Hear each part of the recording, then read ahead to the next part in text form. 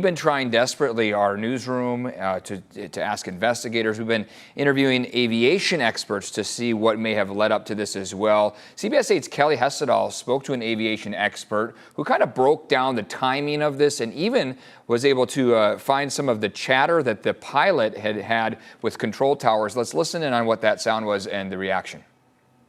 SoCal Citation 666, Delta Sierra with you, descending through 17,000 for 12,000. That's the pilot. Station 666, Delta Sierra, SoCal approach. The Montgomery ASOS is out of service.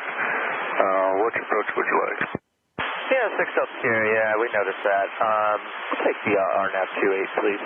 Okay, stop right there. This guy has no authority to even attempt an approach when he has no reported weather. That's just careless and reckless on his part. 6 Delta Sierra, just wanted to know if you really had any idea on the weather. I got the Gillespie weather, but as I'm sure you know, sometimes it can be dramatically different between Gillespie and Montgomery. 6 Delta Sierra, let me see what I can find out for you.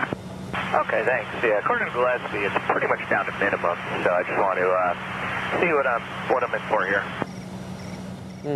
All right, so that was Robert Katz, expert in aviation for 40 years, breaking down what may have led up to this. You heard the pilot kind of questioning whether, where he should be landing.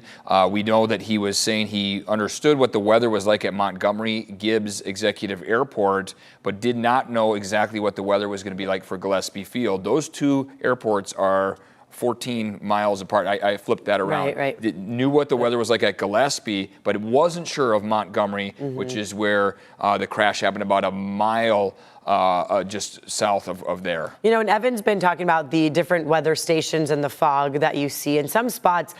This morning at 4 in the morning, zero visibility or a third-mile visibility. Other spots, the clouds were lifted a little bit, so above the ground level. So at that spot, we know from the firefighters that were arriving early, right as soon as that crash happened, they couldn't see in front of them. So for them, they did say it was very foggy, and for the pilot to not know or not have access to the tower at Montgomery. That's what this sound is now implying there. Aviation experts saying that that's what was going on with that chatter that we just heard. Yeah, so 3:45, this plane crashes into a Tierra Santa neighborhood, a Navy neighborhood, a lot of military members there.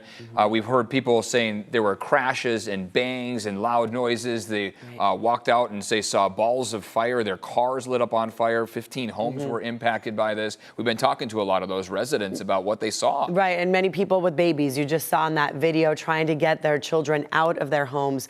In fact, Kelly